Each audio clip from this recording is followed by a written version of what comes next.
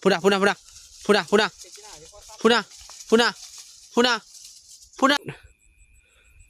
โอ้ตัวใหญ่เลยมันไม่บีนแล้วแบบนี้นะ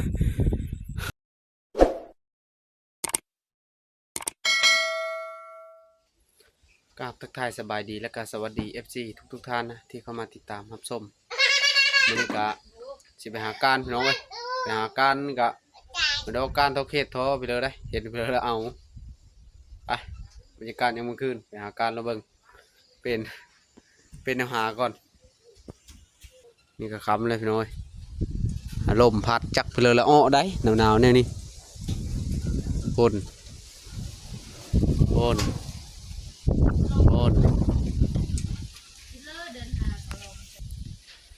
ไปติดตามรับส้มน้ำเดียวพี่น้องได้เห็นไปเลยเอาอันนั้นตอนนี้ก็เอามาตรงหน้าเลยพี่น้องฝนเสียงมงมังหาการจีน่ายก่อนลมเย็นๆนี่โอ้ยเพลอ้ออยู่บ่เด้นอพี่น้องเอ้ยอยู่ซื้อดิจีน่ายดิเขาคือว่าการได้เด้นี่ล้อหูโลดพี่น้องเอ้ยนี่จับปั๊บแล้วได้เนาะโอ้มาทั้งโมนได้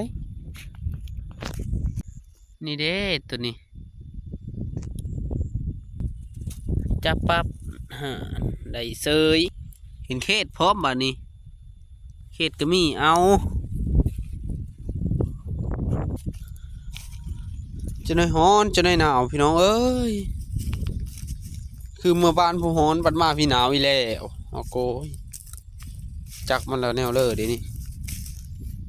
เสียเด้จีนายเฮ้ยเห็นแต่2 ตัวนะบ่ฮันนกโอ้ไปเลยพูด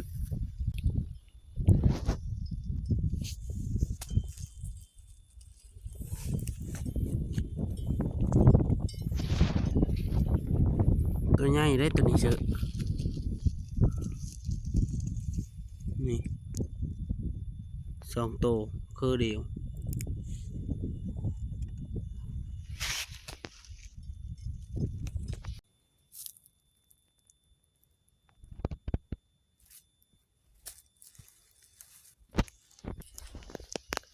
นี่เขตจีน่าก็อ้อได้พี่น้องเอ้ยนี่ตัวนี้ก็โอ้เขตจีน่าก็อ้อเสยเอาไปแล้วปุ๊หลุดมือพี่น้องหลุดมือนำเหมยดอกทั้งหมดนี่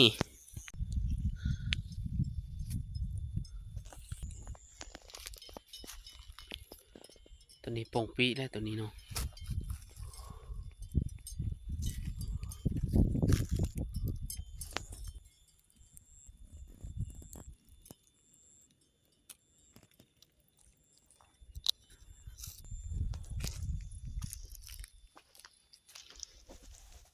เอาจับปับ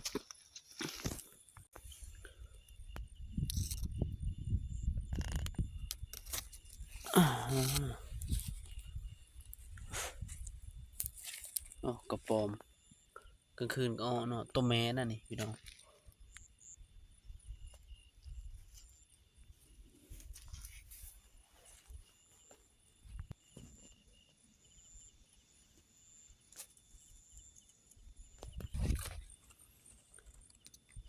จริงตัวแม่ได้นี่ปีงามตัวแม่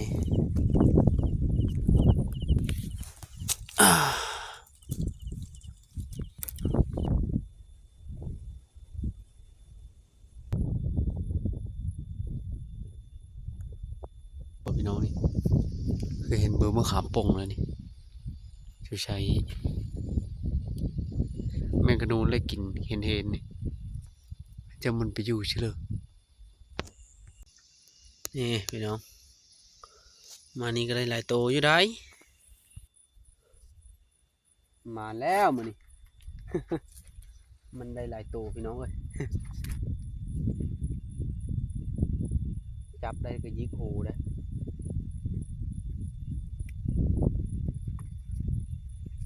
นี่นี่เลิ้งพี่น้องเอ้ยนี่แหละชีวิตบ้านนาเฮาคำมาแล้วไปหาการเขตจีน่าเนี่ยหาการจีน่าการเขตพอได้กินมื้อเช้าตอนเช้าก็ไปหาลัดเช้าจีน่าก็หาหยะแถวว่าคือกินนี้คือว่าเห็ดดีแท้มาวันนี้คือมิดอิ่มซิมอยู่เนาะใส่เด้เนาะคือบอเห็นพอดียังหากะมิดจิลีลีอยู่บอนใดเด้เนาะเสียงคือแบ่ห้องนี่ก็จะออกเนาะพี่น้องเนาะหมดน้ำเดียวนี่แหละพี่น้องเอ้ยมาผู้เดียวก็หา สร้างบรรยากาศไปผู้เดียวนี่แหละพงพังเอาจนเขาว่าบ้าครึ่งนึงกับแม่เลยนะอย่าดราม่ากันเด้อพี่น้องเด้อบ่ได้หัวบ่ผัวบ่ได้ลูกบ่จงกระปุกบ่ได้เห็นหน้าคือเขาว่านั่นแหละอันนี้ก็ว่าไปเพื่อความบันเทิง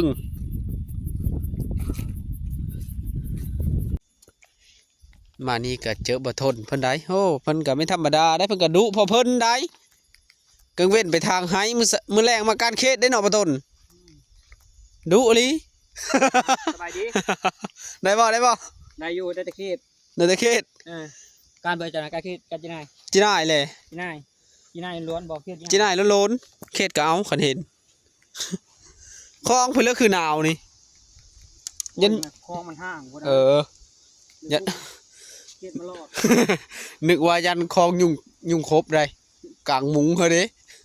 เชื่อจะได้อะเพิ่นแล้วอยู่ไกลก็ดอระวังผีเลาะเด้อ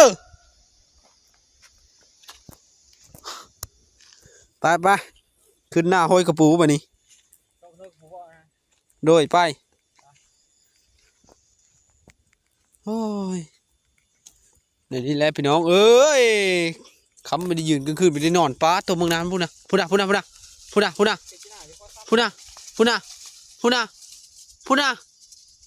ปัตตะเท่าพี่น้องเอ้ยร้องพลาบพูนดอกมาเชยอีพูนนะเฮ้ยยุบไหมมีเฮ้ยยุบเชยเข็ดน้อยก็รักพอเข็ดน้อยได้พี่น้องเอ้ยนี่จีได้เป็นหูได้ลมนี่เอามัดหน้าคอยนะไปเลยควางหน้าล่ะแม้แต่เห็นเนื่องเห็นนกก็ยังเอานกพูน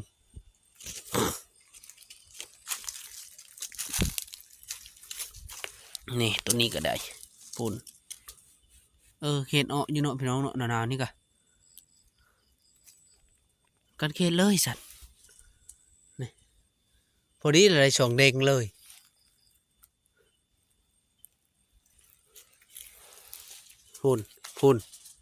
พูนขันได้ดองตัวนึงแล้วก็มีแม่นได้จะดองตัวเดียวเลยดองเมดเลยพูน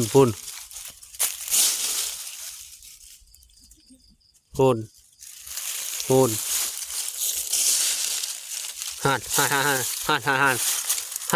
ไปแล้วโอ้ยมีท่านจำมีท่านคิดเป็ดขี้ไก่จำเพศจีน่ายอมรับมาหลายพี่น้องเอ้ยพวกนู้ดอกพลับเอามันไม่ได้มันอยู่หกน้อยลายลายห้ามกลายห้าจืดทุกเคนน้อยและมีความสามารถเอามันดองอยู่แต่ในปหกผู้เพื่อเฮาใดพูน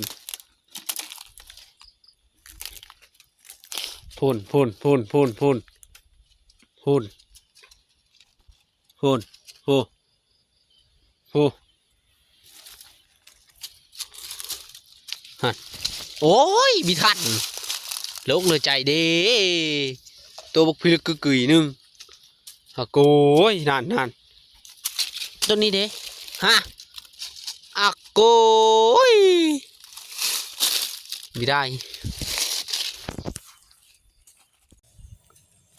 โอ้ยจะอ่อนเขตจีน่าดิพี่น้องเอ้ยได้แต่จะอ่อนเอาไม่ได้เห็นเอาเลยเด้พี่น้องเอ้ยยังเอามันได้อีกดิ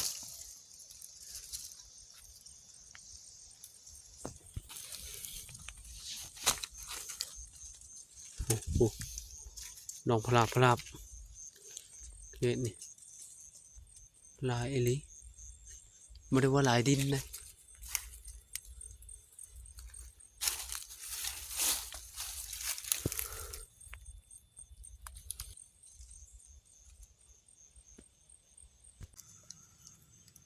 เขตน้อยก็ซ้ำเขตขาค่ำเลยพี่น้องเอ้ย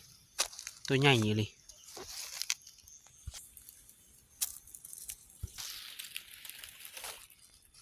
เห็นจีน่ายก็เอาจีน่ายเก็บไปเบิด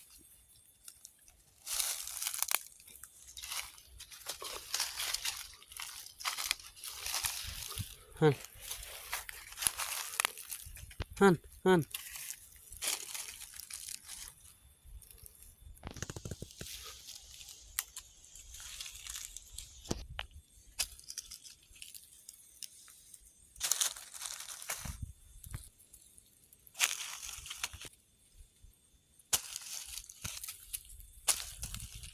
ตัวใหญ่ขนาดพี่น้อยเพชรน้อยนี่ยอมรับเลยว่าตัวใหญ่เพื่อนมาดับแดงได้นี่ปล่อยตองตองมันดองปุดเลยการเขตน้อยนี่ต้องใจเย็นพี่น้อยใจฮ้อนไม่ได้เพราะว่าเราต้องคอยตองอันเฮาย่างชอดแล้วนะมันดองไก่เลยมันดองมีซึ่งถ้าเฮาปล่อยไปในนี้ล่ะเอาไม้กวาดถ้ามันดองขึ้นมันชนขี้เยอะได้พี่น้องฮะนะมันชนขี้เยอะเอาไม้กวาดฮะกวาดตักแล้วมันก็ดองปืนขึ้นมา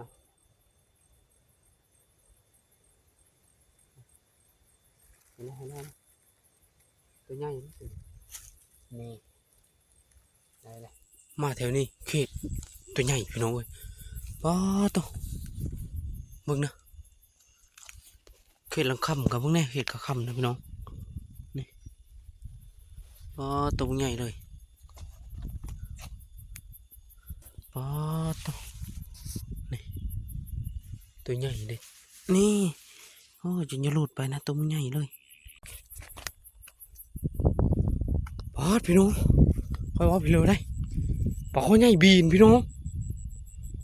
ป้าตัวมันบีนมาได้แล้วพี่น้องบีนมาแต่พายผู้โมนะมันจะขึ้นพุ่นบ่ยังมีน้ำพี่น้องป้าตัวมึงใหญ่นึงพี่น้องโอ้ยปัดทัด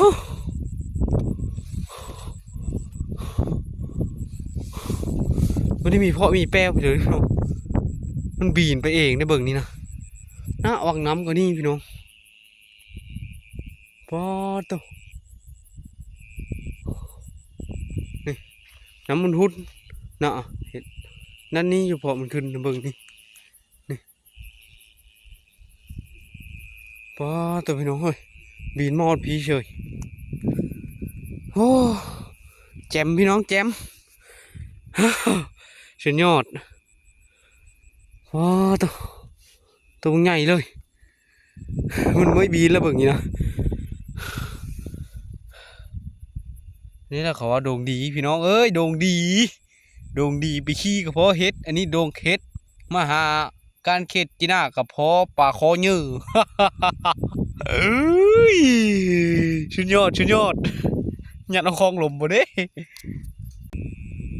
แจ่มเลยพี่น้องนี่ตัวใหญ่เลยยัดเอาคลองจะมีหลมพุ่นนะโคนโอ้มีจังแน่โย่พี่น้องเอ้ยดีใจแม่ห้องพี่ต้องไปหาหุ่นเมยเลยนะแบบมาการเขตนี่ขึ้นมาพี่พัดพออะไรพี่น้องเอ้ยเจ้ามันบินไปพี่เราค่อยก็ยังมิวจักอยู่หรือมันไล่กิน ปลาน้อยแล้วมันชัดเจนขึ้นมาเลยบ่พี่น้องโอ้คือแต่เก้าเห็นย่ำฝนตกป่าบีนอันนี้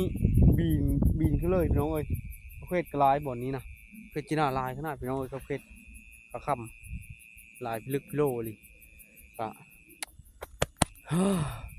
สุดยอด นะเขตจีนาครับพี่น้องเอ้าไปพร้อมลายได้เขตนะ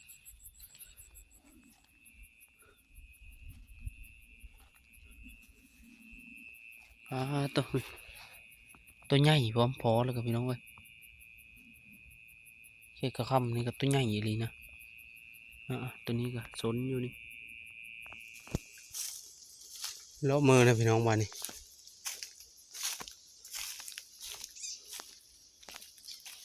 แล้ว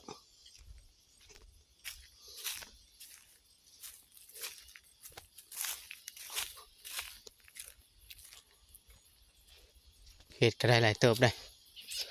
มาเบิกจะเฮิร์นพนละได้หลายเติบได้พี่น้องเอ้ยมันนี่ก็หวานเจี๊ยบตัวหนึงไปเมื่อมาเลย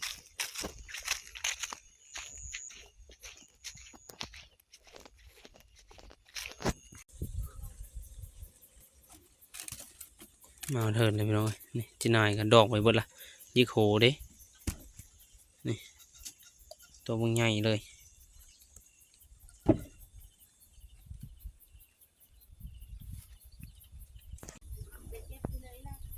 นี่พี่น้องปลาขอตัวที่คอยเห็นมันบืนนะตัวใหญ่เลยพี่น้องขังไว้นะนี่พี่ปลาตัวมาขังอยู่กับทางนี่จนคนละงอดเลยตอนนี้ก็ได้มาเอาเธอเลยพี่น้องนอนเมื่อเช้าไปหาลัดเช้าโอเคแล้วคลิปนี้ค่อยก็จะได้จบคลิปไว้สำนี้แหละขอบใจพ่อแม่พี่น้องที่เข้ามาติดตามและก็รับชม